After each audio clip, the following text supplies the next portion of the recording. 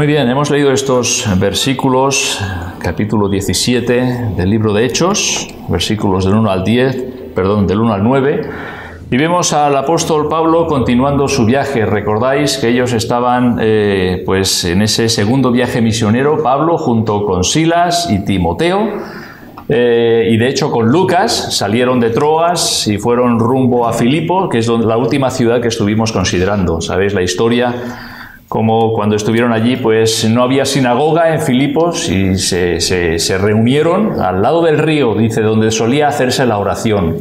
Allí se juntaron pues para hablar a las mujeres que allí se reunían acerca de Jesús. Estuvimos viendo cómo el Señor tocó el corazón de Lidia, de su familia. Vimos cómo el Señor obró en el carcelero de Filipos y se convirtió junto con su familia. Y deducimos que también aquella joven que tenía aquel espíritu de adivinación, que también fue salva por la gracia de Dios. Ese era el núcleo que quedó en la ciudad de Filipos. Recordáis que fueron acusados de hacer alboroto en aquella ciudad de Filipos, de tal forma que fueron azotados. Pablo y Silas fueron azotados mucho, nos dice la Escritura, y fueron echados en el calabozo, en el más profundo, y asegurados sus pies en el cepo. Y estuvimos viendo todo ese desarrollo que pasó en aquella ciudad. Interesante, porque anteriormente vimos como el Espíritu, el Señor les dirigió, ¿verdad?, de una forma milagrosa, como ellos querían ir a un lugar y no se lo querían predicar la palabra en Asia, y el Espíritu se lo prohibió. Quisieron ir a Bitinia y no se le permitió. Y después, por medio de una visión, el Señor los dirigió a Macedonia, que es donde estaban, en la ciudad de Filipos, en Macedonia. Interesante el hecho de que el Señor es quien los está guiando, pero el Señor no les pone un camino de rosas, un camino de flores. Se encuentran oposición, se encuentran persecución, se encuentran con dolor. Con dolor porque siendo azotado mucho, supongo que es doloroso. Yo nunca he recibido azotes, pero ser azotado pues tiene que ser muy doloroso, y ser echado en el calabozo más profundo. En fin, viendo cómo el Señor estaba dirigiendo, dijimos que era una forma, cómo el Señor llevó el Evangelio al carcelero de Filipos, quien conocía su corazón y necesitaba escuchar el Evangelio, y allí fueron Pablo y Silas. De allí vemos cómo después los sacaron los magistrados cuando se enteraron que eran ciudadanos romanos con miedo, porque verdaderamente Pablo y Silas eran ciudadanos romanos, y aquellos magistrados de la ciudad de Filipo hicieron algo que estaba prohibido: azotar a un ciudadano romano sin un previo juicio. Y por eso Pablo se opuso cuando dicen los magistrados que os salgáis y os vayáis. Dice, no, vienen, nos azotan, nos meten en el calabozo de más adentro, y ahora que nos vayamos, que vengan ellos a sacarnos. Y vinieron los magistrados, hablaron a Pablo y Silas y les pidieron que se fueran de Filipos. A lo que accedieron. Pablo y Silas fueron a casa de Lidia, se despidieron de los hermanos de esa iglesia, ese núcleo de creyentes en la ciudad de Filipos, y salieron rumbo a Tesalónica, que es la ciudad que vamos a ver hoy. Nos dice en el versículo 1, pasando por Anfípolis y Apolonia, dos ciudades que había en el camino, llegaron a Tesalónica. Dice, donde había una sinagoga de los judíos. Bueno, aquí hay algo diferente con Filipos. En Filipos no había sinagoga de judíos. Aquí sí, aquí había una sinagoga de judíos. Tesalónica estaba a unos 150 kilómetros de Filipos. Es un viaje que tuvieron que hacer en varios días para llegar a Tesalónica. Tesalónica era la ciudad más importante de la provincia romana de Macedonia. Pasa a Macedonia y ayúdanos. Fue lo que aquella visión, aquel varón macedonio le dijo a Pablo. Por tanto, él quería mantenerse dentro de Macedonia. Aquí estoy en la voluntad de Dios. En Macedonia. Empezó por Filipos y después siguieron el rumbo hacia Tesalónica, la ciudad más importante de Macedonia. El nombre de Tesalónica se lo puso el rey Casandro en el siglo IV a.C. en honor a su esposa, quien era medio hermana de Alejandro Magno. Así que el nombre de Tesalónica, el nombre de aquella ciudad, se lo puso el rey en honor a su esposa. Es buena idea. Yo el día que conquiste una ciudad le pondré Yolanda, le pondré el nombre de mi esposa en honor a mi esposa. Eso es lo que hizo Tesalónica, ¿verdad? Nos dice que había una sinagoga.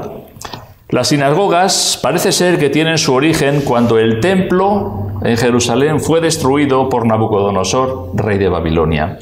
Sabéis cómo el templo era algo tan importante para el pueblo de Israel. Allí iban a adorar al Señor y se reunían varias veces al año y venían de muchos lugares a adorar al Señor en Jerusalén. Debido a la desobediencia del pueblo de Israel, debido a su adulterio espiritual de abandonar al Señor, pues el Señor los entregó al cautiverio y usó a Nabucodonosor, usó al imperio babilónico para traer juicio sobre el pueblo de Israel. Fueron llevados al cautiverio y aparentemente en ese tiempo de cautiverio es donde surgió la necesidad de reunirse, donde surgió el hecho de una sinagoga que no ves en el Antiguo Testamento en ningún lado. Y eso fue como una necesidad de tener un lugar de oración. El templo había sido destruido. Se habían quedado, podríamos decir, ¿verdad?, sin lugar de oración y de adoración. Entonces, la sinagoga surgió como una necesidad, donde tener un lugar de reunirse para orar, para leer la ley del Señor. Y fue un lugar también donde se preservó las tradiciones del pueblo judío después de la deportación. Vemos las sinagogas como desde ese tiempo, de los días de la deportación a Nabucodonosor, se extendieron por gran parte del Imperio Romano, y en toda la historia hemos visto sinagogas aquí y allá, ¿verdad?, donde los judíos se reúnen, donde tienen tiempo de oración, donde leen las Escrituras y donde conservan las tradiciones, las festividades del pueblo judío. Para constituir una sinagoga era necesario, lo hemos dicho alguna vez, por lo menos 10 varones judíos. Y yo pensaba, digo, ¿por qué será esto? 10 varones judíos. Pues se ve que cuando en el libro de Números vemos que Moisés envió a los 12 espías a la tierra de Canaán, regresaron 10 diciendo que aquella tierra no la podían conquistar.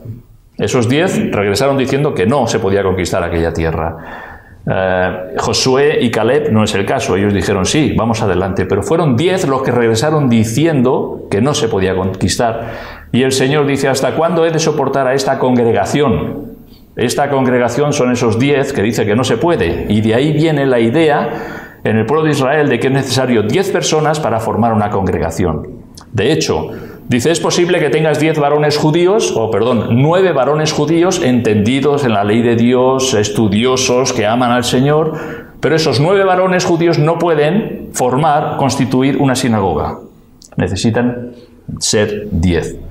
Y de hecho, si el 10º varón pues no es ni erudito, quizás es un hombre pues del campo, que no tiene conocimiento de las letras o de la ley de Dios, a pesar de eso, siendo un varón judío y constituir 10, ya eran una congregación.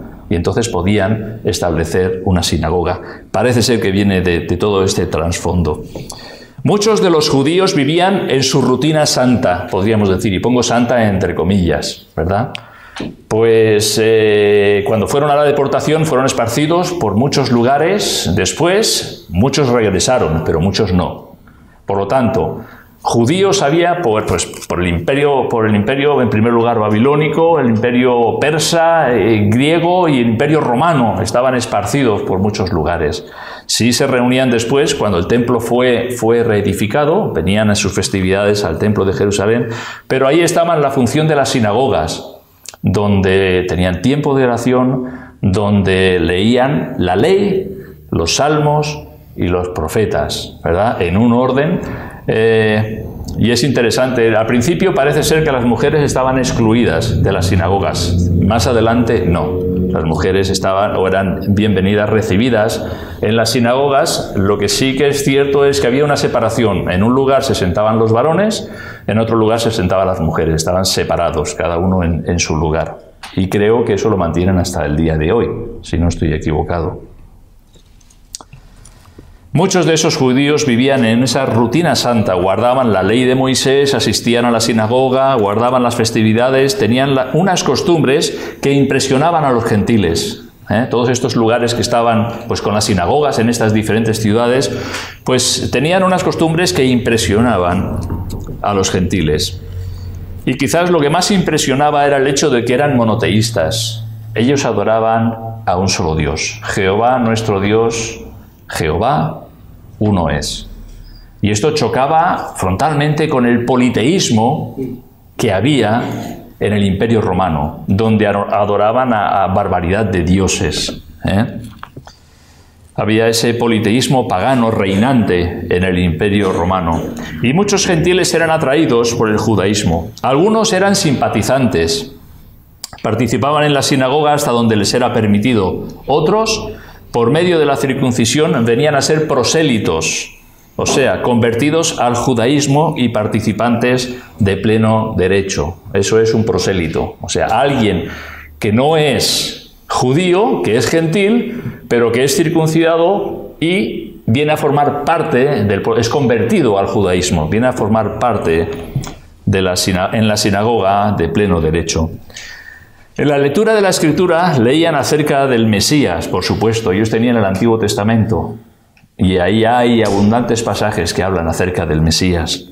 Ese Mesías que había de venir, que siempre estaban esperando. Curiosamente, cuando Jesús vino, no lo reconocieron como Mesías. A lo suyo vino, leemos en el Evangelio de San Juan, capítulo 1, y los suyos no le recibieron.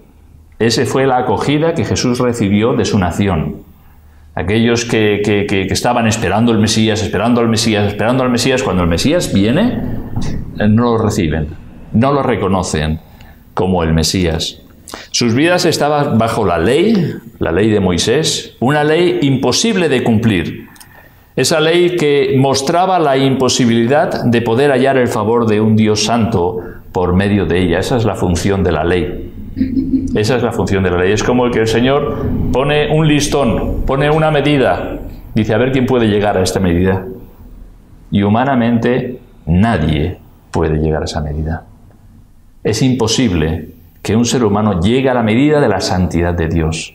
El único que cumplió es el Señor Jesucristo y lo cumplió a la perfección. En ese contexto vivían en aquel tiempo muchos judíos y gentiles temerosos de Dios.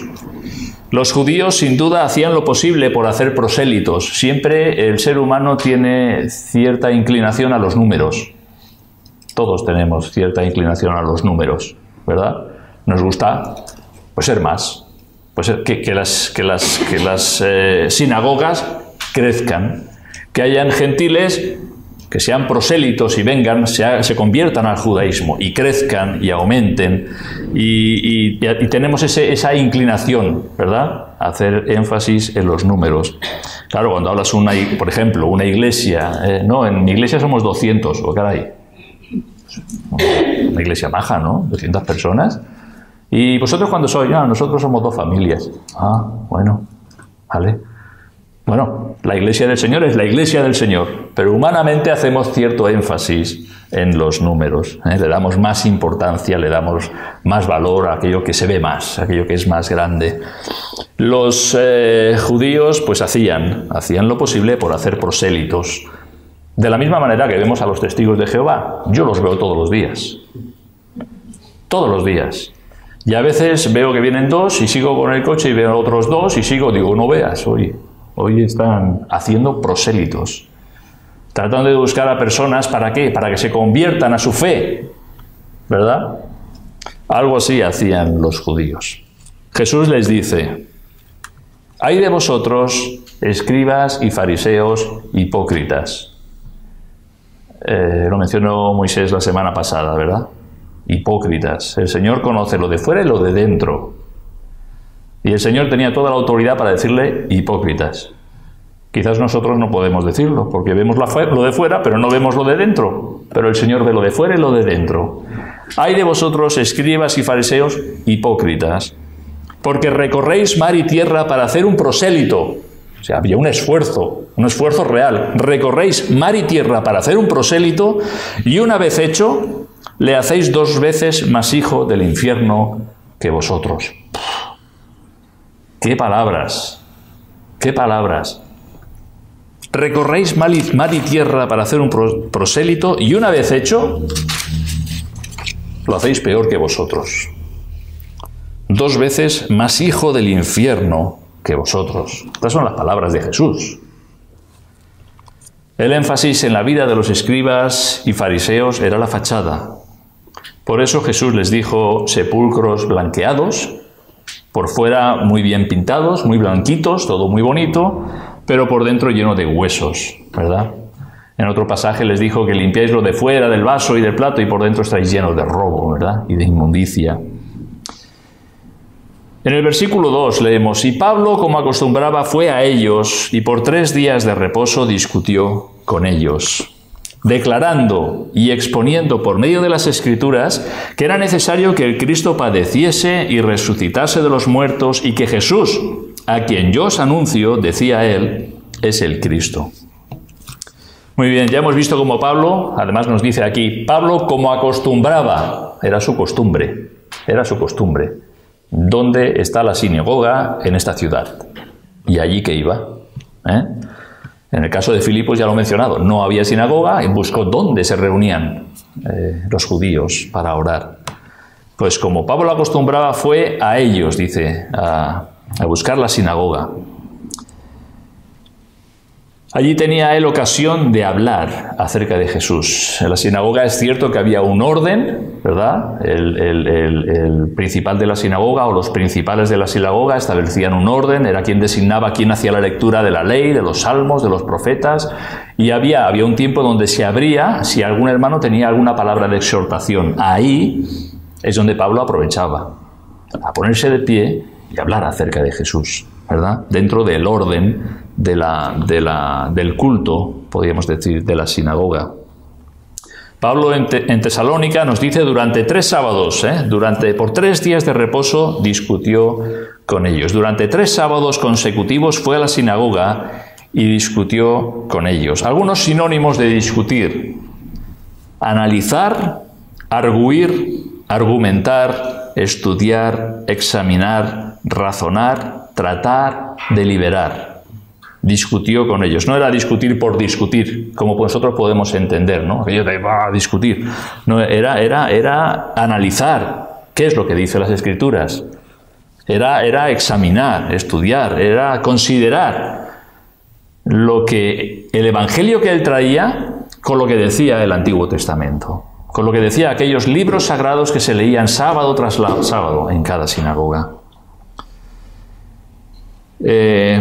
¿Cómo discutía Pablo? Nos dice en primer lugar, declarando, ¿vale? El versículo 3, declarando. ¿Qué es declarar? Declarar es manifestar o hacer público algo. Eso es declarar. Si habéis visto un juicio, cuando viene un testigo, ¿qué es lo que hace el testigo? Declara. ¿Qué significa? Hace público, pues lo que él sabe de unos hechos concretos. Declara, hace público. ¿Qué es lo que hace? Podríamos poner un ejemplo. Un joven enamorado de una chica se declara, hace público cuáles son sus sentimientos. Evidentemente, primero a ella y en caso de que sea afirmativo, pues hace público al resto, ¿verdad? Declara abiertamente. ¿Qué es lo que sucede en una boda?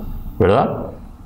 Es una declaración pública de que unen un hombre y una mujer sus vidas y ya no son más 2, sino una sola carne, ¿verdad? Declaran, ¿verdad?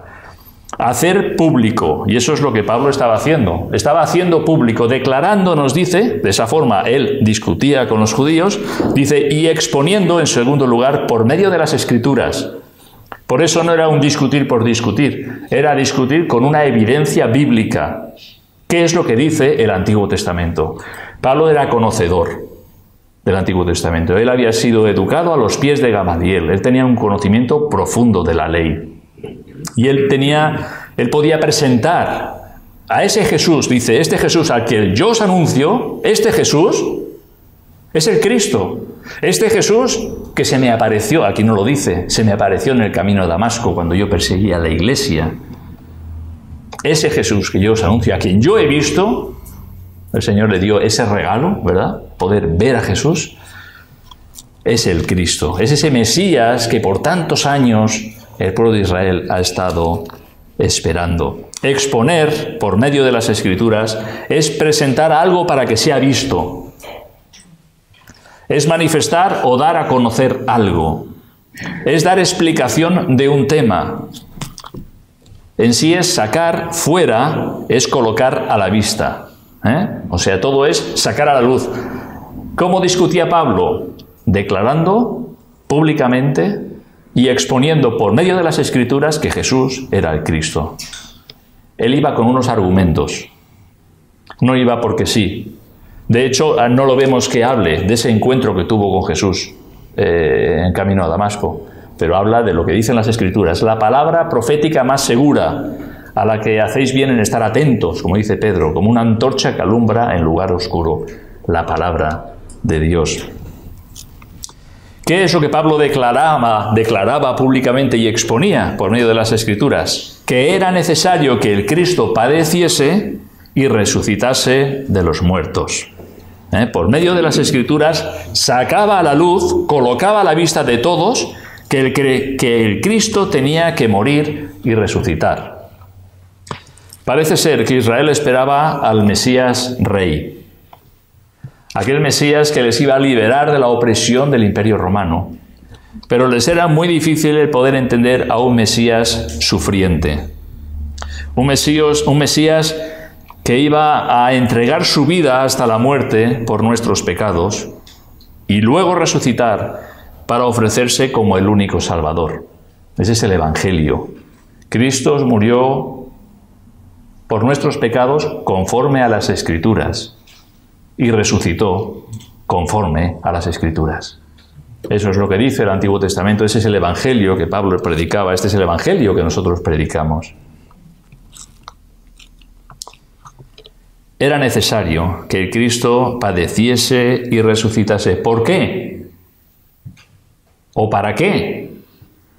Para poder ser nuestro Salvador. No había otra manera. No llegamos a esa medida, a ese listón que Dios ha establecido. La ley de Dios, como está escrito, no hay justo ni aun uno. No llegamos. Ni los que miden 2 metros, ni los que miden 2,20, ni si alguno mide 2,40. No llegamos a la medida que Dios ha establecido. Pero Cristo sí. Pero para que Cristo fuese nuestro Salvador era necesario que Él muriese por nuestros pecados, en nuestro lugar. Y no solo eso, porque si Cristo hubiera muerto y no hubiera resucitado, ay de nosotros. Nos dice en 1 Corintios 15. Era que Cristo muriese por nuestros pecados en nuestro lugar, pero que resucitase al tercer día. Eso es evidencia de que el sacrificio de Cristo fue aceptado por Dios Padre. Ahí es donde está la victoria del Señor Jesucristo en su resurrección, ¿verdad? Y por eso podemos decir verdaderamente Cristo ha resucitado de los muertos, primicias de los que durmieron es hecho. Nuestra fe no es vana, porque no está fundado en un Cristo que no resucitó, sino en aquel que murió en nuestro lugar, que pagó el precio de nuestros pecados, pero que resucitó victorioso de la muerte.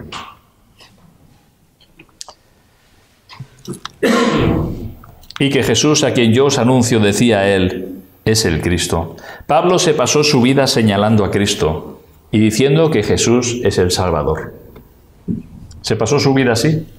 Desde aquel encuentro que tuvo con Jesús en camino a Damasco, se pasó su vida señalando a Jesús. Allí donde iba. En su primer viaje misionero, junto a Bernabé. En su segundo viaje misionero, con Silas y con Timoteo. Allí donde iban, ¿qué es lo que hacían? Señalaban a Jesús. Señalaban, y que este es el Cristo. Este es el mismo mensaje del Evangelio que nosotros predicamos y que debemos de predicar. Que Jesús es el Cristo, que Jesús es el Señor, que Jesús es el único Salvador. Lo dijo el apóstol Pedro, y en ningún otro hay salvación, porque no hay otro nombre bajo el cielo dado a los hombres en el cual podamos ser salvos. En ningún otro hay salvación, solo en Cristo. Y cada cristiano lo que tiene que hacer, lo que tenemos que hacer es señalar a Cristo. ¿A quién? A los demás, a los que están a nuestro alrededor. Para que ellos miren a Cristo. Podamos declarar, como hacía el apóstol Pablo, podamos exponer por medio de las Escrituras que Jesucristo es el Señor. Y las personas Cuando tú señalas a alguien, normalmente gira la mirada, ¿verdad? De hecho, si tú te pones en una acera y haces así, fíjate en los que pasan por allí. Todos harán así. ¿Qué pasa? ¿Qué hace? ¿Qué mira? ¿Verdad? Eso es lo que tenemos que hacer.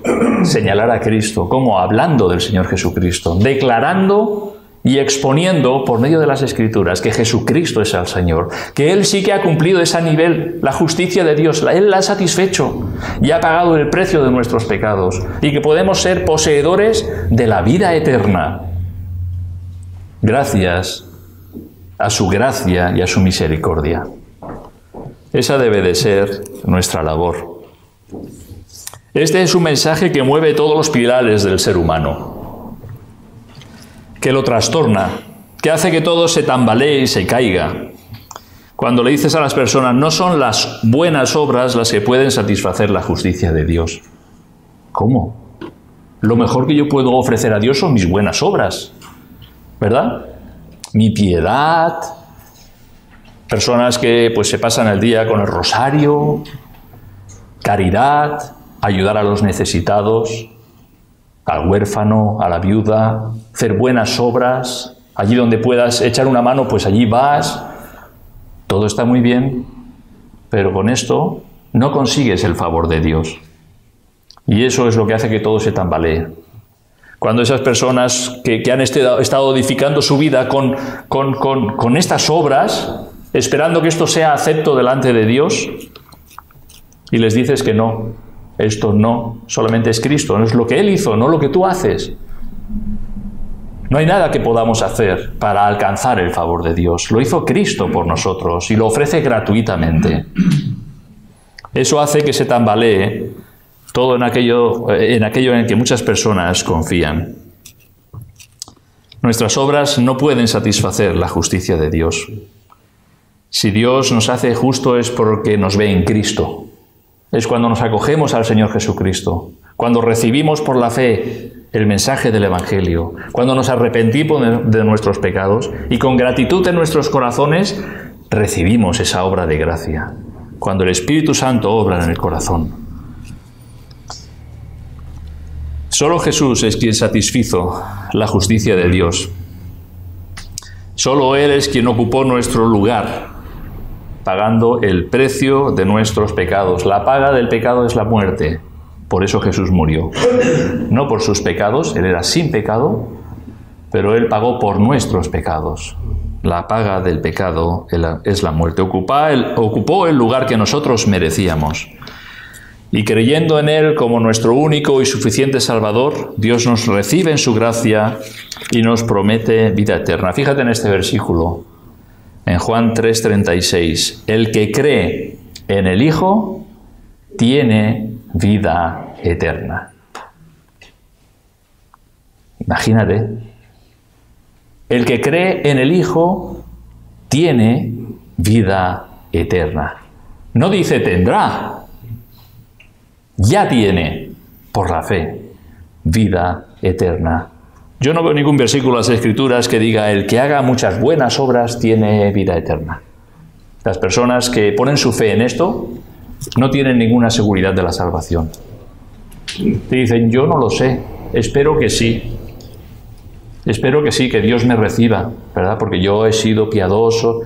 No tienen la seguridad de salvación.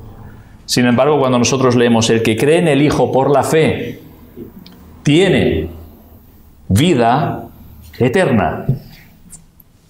Pero el que rehúsa creer, el que rechaza creer en el Hijo, dice, no verá la vida, sino que la ira de Dios está sobre él.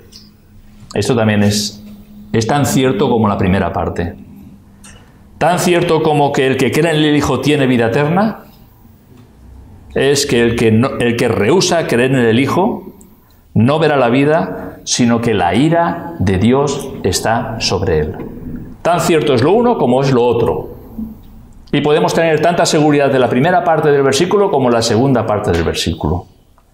Muchas personas a nuestro alrededor están bajo la ira de Dios, sino que la ira de Dios está sobre él. Y no podemos ni imaginarnos quién estará de pie delante del Señor, ¿verdad? ¿Quién estará de pie delante del Señor, delante de su ira? Cuando llega el Evangelio pone de manifiesto esta realidad, y es cuando revoluciona la vida de la persona. Ve su propio corazón corrompido ante la santidad de Dios. Y el Espíritu Santo obra de tal manera que por medio del Evangelio trae vida espiritual por medio de Cristo. Vemos una serie de factores ahí. Al Señor Jesucristo como nuestro sustituto, como nuestro Salvador. La palabra de Dios predicada que te dice, cree en el Señor Jesucristo. El Espíritu Santo obrando en el corazón, trayendo vida donde hay muerte. Él es el que regenera, el que trae esa vida espiritual. El que es nacido de la carne, carne que es, el que es nacido del Espíritu, Espíritu es, ¿verdad? Dice en el versículo 4, y algunos de ellos creyeron y se juntaron con Pablo y con Silas, y de los griegos piadosos gran número, y mujeres nobles no pocas. Muy bien, aquí nos habla de 3 grupos de personas. Dice, algunos de ellos creyeron. ¿Quiénes eran esos ellos? Versículo 2. Dice, y Pablo, como acostumbraba, fue a ellos. Otra vez dice ellos. ¿Quiénes son esos ellos? Versículo 1. Había una sinagoga de los judíos. Una sinagoga de los judíos en Tesalónica. Algunos de ellos creyeron. Algunos. La iglesia de los tesalonicenses, principalmente era gentil. Cuando lees las cartas, las epístolas de Pablo a los tesalonicenses, primera y segunda, te das cuenta que principalmente eran gentiles. Dice, ¿y cómo os convertisteis de los ídolos a Dios? Está hablando. Pero también había judíos que creyeron, algunos. Hay un contraste con la iglesia de Berea, que es donde fueron después, donde dice que muchos de ellos creyeron. Aquí dice algunos de ellos. Allí estaba Pablo en la sinagoga en Tesalónica, exponiendo por medio de las Escrituras, declarando que Jesucristo es el Señor, y algunos de ellos, aquellos judíos que allí estaban, creyeron. Dice en segundo lugar, y de los griegos piadosos, gran número. Aquí no dice algunos, dice gran número. Griegos piadosos. ¿Dónde estaban estos griegos piadosos? Estaban en la sinagoga. Eran temerosos de Dios. Eran hombres que sin ser judíos habían sido atraídos por el Dios de Israel, a quien reconocían como el Dios verdadero. ¿Vale? Así que hubieron gentiles griegos que también creyeron en Jesús cuando Pablo presentó el Evangelio. Y el tercer grupo nos dice, y mujeres nobles, no pocas. ¿Dónde estaban las mujeres? En la sinagoga. Mujeres nobles. Muchas mujeres gentiles eran atraídas por la vida piadosa judía, en contraste con la inmoralidad reinante en la sociedad y religiosidad pagana. Mujeres nobles hace referencia a esposas de gobernantes que acostumbraban a asistir a la sinagoga. Esposas de gobernantes, quizás de los magistrados de la ciudad.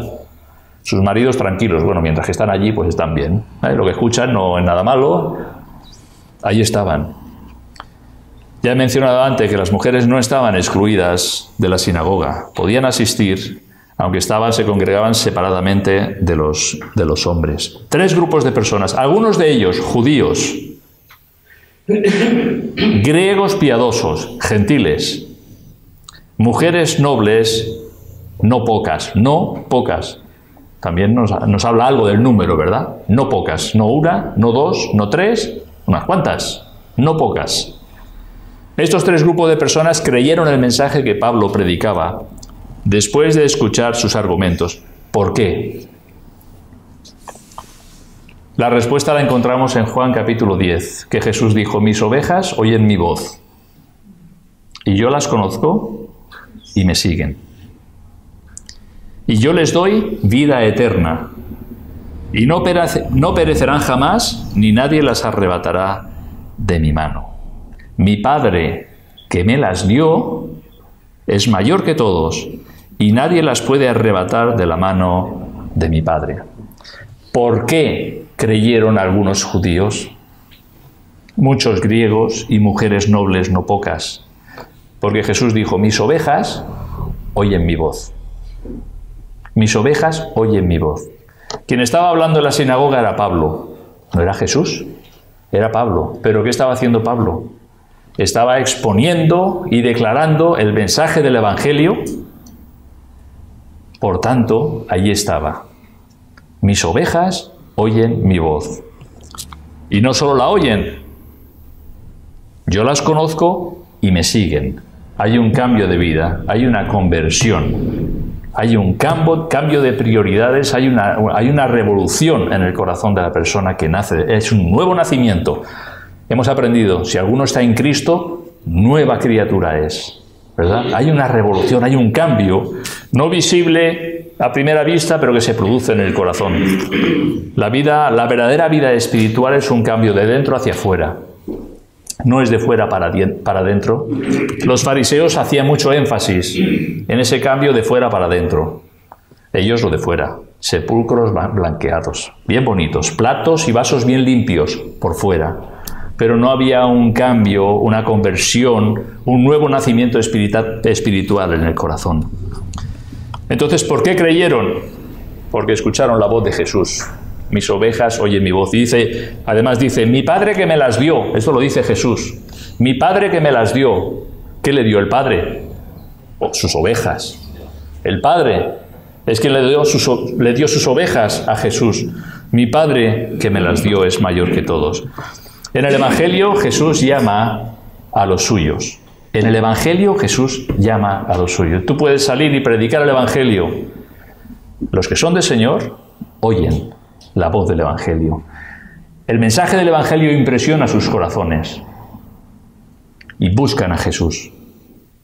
También les dijo en el mismo pasaje, en Juan capítulo 10, vosotros no creéis en mí porque no sois de mis ovejas. Me dice Jesús, vosotros no sois de mis ovejas, por eso no me oís. Pero cuando hay la presentación del Evangelio, mis ovejas oyen mi voz. Y lo que hizo Pablo es lo que nosotros tenemos que hacer, señalar a Jesús. No es otra labor, es señalar a Jesús. Cree en el Señor Jesucristo y serás salvo.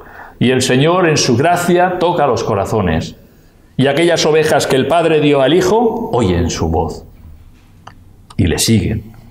Hay ese cambio en su vida. Cuán importante es escuchar la voz del Señor. Nos dice en el libro de Romanos, la fe es por el oír, y el oír de la palabra de Dios. Declarar y exponer por medio de las Escrituras que Jesucristo es el Mesías, es el Señor. Cuán importante es escuchar la voz del Señor.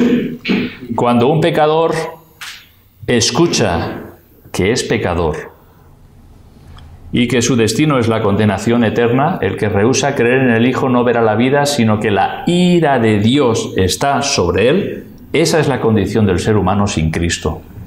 La ira de Dios está sobre ti. Y puede llegar en cualquier momento. Puede llegar en cualquier momento. Tan solo pare tu corazón de latir, te encuentras en la condenación eterna. Porque has rechazado el mensaje del Evangelio. Sales a la calle, te atropella un coche, acaba tu vida ahí, te encuentras en la condenación eterna. La ira de Dios está sobre él. Esa es la condenación del hombre sin Cristo. Pero el que cree en el Hijo tiene la vida. Tiene la vida eterna. Cuando oyes que no puedes hacer nada para ganar tu salvación, algunos siguen edificando, algunos siguen en sus vidas pues edificando buenas obras y ayudar al prójimo y hacer obra social y que está todo muy bien y van edificando y el muro que están levantando cada vez es más alto, ese muro que está edificado sobre la arena, que vienen vientos y lluvia y se viene todo abajo. Y fue grande su ruina. Has trabajado tu vida en vano. Qué triste, qué triste. Estar edificando, haciendo, construyendo, esforzándote para ver cómo todo en un soplo se viene abajo. Cuán distinto es cuando estamos en la roca que es Cristo. Y nuestro énfasis es señalar a los demás a Jesús. El énfasis de la vida cristiana es señalar a los demás a Jesús. Está muy bien hacer obra, está muy bien ayudar al prójimo, pero dice el Señor, ¿qué aprovechará el hombre si ganare todo el mundo y perdiere su alma? ¿No te dice algo de esto de la importancia? ¿Qué aprovechará el hombre si ganare todo el mundo? Tú puedes ayudar a una persona y está muy bien, pero ¿qué aprovecha si esa persona gana todo el mundo, pero pierde su alma? El énfasis es señalar a los demás a Jesús. Ahí es donde está el verdadero amor. El amor del Señor, el amor del Evangelio, es señalar a otros a Jesús. Cuán importante es escuchar la voz del Señor. Cuando alguien escucha que Jesús murió en la cruz, en lugar nuestro, por nuestras culpas. Cuán importante es que esa persona se arrepienta de sus pecados y crea en Cristo, que Él fue nuestro sustituto. Cuando una persona oye todo eso y lo considera en su corazón, dice el Señor, mis ovejas oyen mi voz. Ahí va el Espíritu obrando en el corazón. Y quizás una semana, quizás 2 semanas, quizás 3 semanas estuvo Pablo en Tesalónica exponiendo y declarando acerca de Jesús, y el Señor va llevando su obra adelante. Y mis ovejas oyen mi voz. Creyeron algunos judíos, creyeron griegos y creyeron mujeres nobles. Cuán importante es escuchar la voz del Señor. Y realmente subrayar eso no solamente es qué bonito es el Evangelio, yo lo quiero, yo lo creo, sino que hay un cambio de vida, un cambio de prioridades, un cambio de opinión en muchas cosas, un cambio de dirección. Y realmente haces lo que dicen las Escrituras, oyen mi voz y me siguen. No hay un cristiano que yo creo en Jesús y yo sigo por mi camino. Tú no has creído en Jesús. Es creer en Jesús y seguirle. ¿Cuándo? Todos los días. Trayendo ese cambio constante para hacernos más, básicamente, para apartarnos del pecado y andar en la santidad que Dios desea de nosotros. El mensaje del Evangelio lleva consigo un cambio de vida. No es una simple y mera decisión. No. No es una simple y mera decisión. No es levantar tu mano y ya está. No es hacer una oración y ya está. Es un cambio de vida. Un cambio de vida del interior hacia el exterior. Ha habido un nuevo nacimiento y vas cambiando cosas en tu vida. ¿Qué nos dice aquel pasaje en el libro de Jeremías? Aunque te laves con lejía y amontones jabón sobre ti, la mancha de tu pecado aún permanecerá sobre ti. Te puedes lavar con lejía y quemará tu piel si tocas mucho la lejía, pero tu corazón sigue igual. Qué contraste es cuando dice en 1 de Juan, la sangre de Jesucristo su Hijo nos limpia de todo pecado. Porque la limpieza no es el exterior, es el corazón, es el interior. Y el único que puede llegar ahí y limpiar en ese lugar es la sangre de Jesucristo, quien nos limpia de todo pecado. La palabra de Dios es viva y eficaz, y eso quiere decir que trae unos cambios, unas reacciones en el corazón mismo del ser humano. Y la vida del cristiano debe ser moldeada por la palabra de Dios, que es apartarnos del pecado, haced morir pues lo terrenal en vosotros, por un lado, y por otro lado, ¿qué? Sed llenos del Espíritu, nos dice la palabra de Dios. No una santidad de fachada, una santidad farisaica, una santidad exterior, sino una santidad de dentro hacia afuera, donde hay una transformación empezando en el corazón y que evidentemente se manifiesta en nuestro exterior, en nuestra forma de hablar, en nuestra forma de comportarnos, etcétera, etcétera, en nuestra vida. En cada ciudad en donde llegaba el Evangelio no había indiferencia. Había una reacción, por un lado, de aceptación y por otro, de rechazo. La indiferencia de nuestro siglo, aunque parezca neutral, no lo es. Esto es importante entenderlo. La indiferencia, pues a mí me da igual, no es neutral. No es neutral. La indiferencia no acepta el Evangelio. Por lo tanto, es incredulidad. Es un rechazo al Evangelio. El indiferente no quiere ni le interesa saber de la obra de Jesús. Así que están los que lo aceptan o los que lo rechazan. Y los que son indiferentes lo están rechazando. La indiferencia es incredulidad. Estos judíos que no creían, en el versículo siguiente los encontramos. Versículo 5, ahí tenemos al otro grupo, ¿vale? En el versículo 4 dice, y algunos de ellos creyeron. En el versículo 5 nos dice, entonces los judíos que no creían, ahí tienes el otro grupo, los que no creían. Después de 3 semanas, 3 sábados de escuchar los argumentos del apóstol Pablo, no creían. Decidieron rechazar el mensaje del Evangelio. ¿Qué es lo que hicieron? Dice, teniendo celos. Claro, imagínate, teniendo celos. Cuando el interés de los fariseos, de los escribas, era pues que la sinagoga crezca, que hayan prosélitos, que se conviertan al judaísmo, que seamos más, seremos más grande, tenemos más reconocimiento, seremos más importantes, tenemos más influencia social y seremos todos... Ver mermada su congregación es doloroso. No es difícil de entender. Tú tienes a alguien que entra en la iglesia y trae alguna enseñanza y la mitad se van, pues es doloroso, ¿no? En este caso, evidentemente dice, teniendo celos. ¿Por qué? Porque se iban tras Pablo y Silas. ¿Por qué? Porque les hablaba de Jesús. No les estaba hablando de la ley, que tienes que hacer esto, y que tienes que comer panes sin levadura, y que tienes que sacrificar el cordero, y que tienes que esto, y que tienes que lo otro. No, les estaban hablando de Jesús.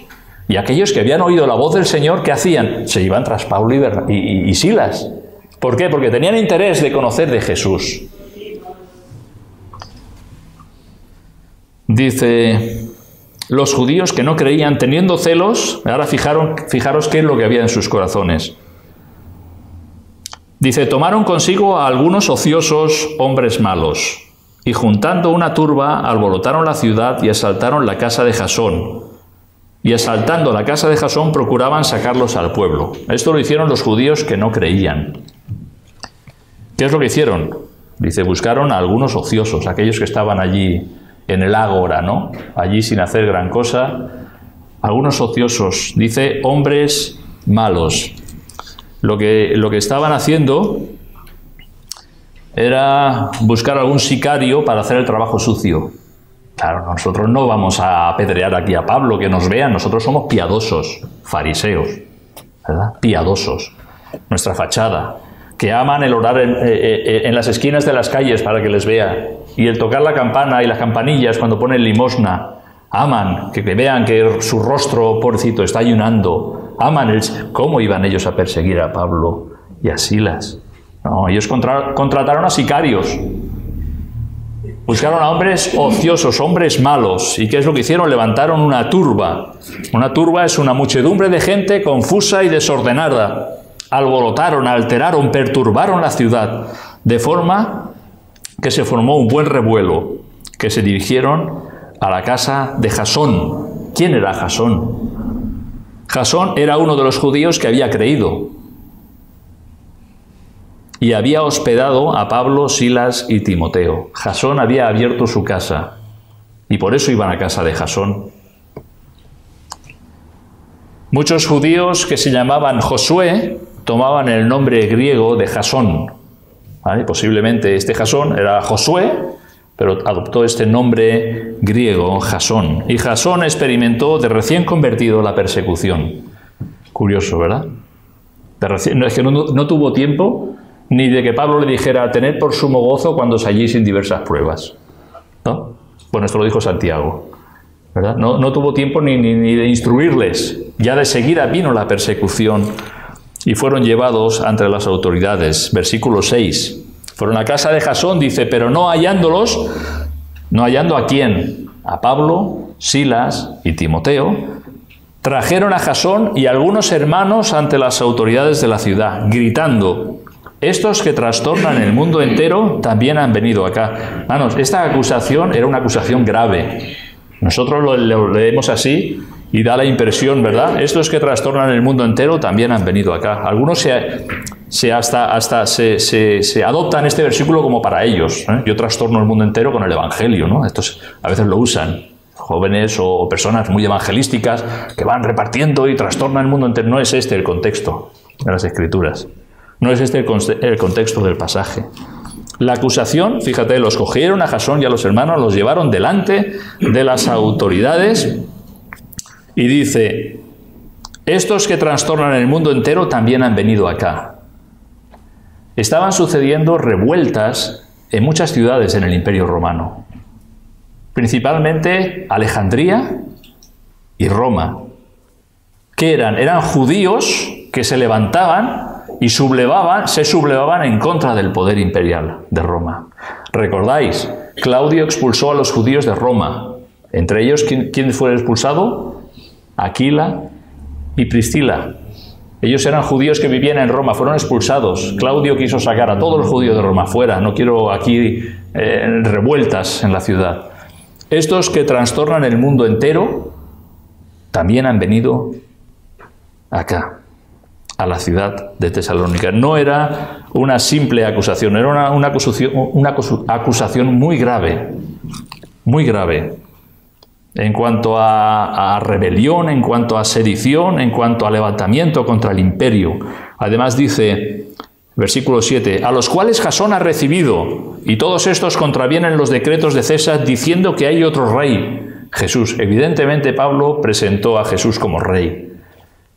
Como rey con mayúscula, como el rey de reyes y señor de señores, posiblemente haciendo referencia a la segunda venida de Jesús, que no vendrá como ese Mesías sufriente, así vino, pero vendrá como rey a gobernar. Y el versículo 8 dice, y alborotaron al pueblo y a las autoridades de la ciudad oyendo estas cosas. Claro, imagínate, a estos que están habiendo levantamientos en diferentes ciudades han llegado aquí. Dice, alborotaron al pueblo y a las autoridades de la ciudad oyendo estas cosas, pero obtenida fianza de Jasón y de los demás, los soltaron. Bueno, estos fueron más prudentes y más sabios que los magistrados en Filipo. En Filipo, ¿qué es lo que hicieron? Ordenaron azotarles, darles de latigazos y meterlos en el calabozo, ¿verdad? Estos fueron más sabios. Dice, bueno, no tenemos suficiente prueba, le pidieron fianza. O sea, tuvieron los hermanos que pagar para que pusieran en libertad a Jasón y a los demás y los soltaron. Inmediatamente, versículo 10, los hermanos enviaron de noche a Pablo y a Silas hasta Berea. Muy posiblemente Pablo todavía estaba recuperándose de los azotes de Filipo. Muy posiblemente.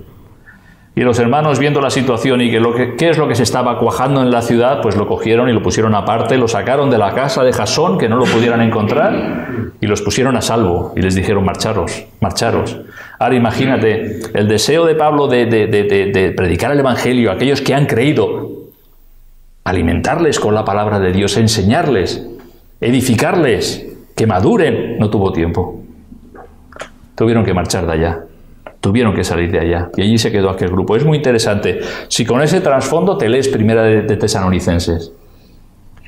Es muy interesante. Porque ves el amor de Pablo hacia los tesalonicenses y cómo el Evangelio llegó a ellos. Dice, no en palabras solamente, sino en el Espíritu Santo. En el poder del Espíritu Santo. Trayendo vida donde hay muerte. Después fueron a la iglesia, a la ciudad de Berea, eso ya lo veremos en otra ocasión.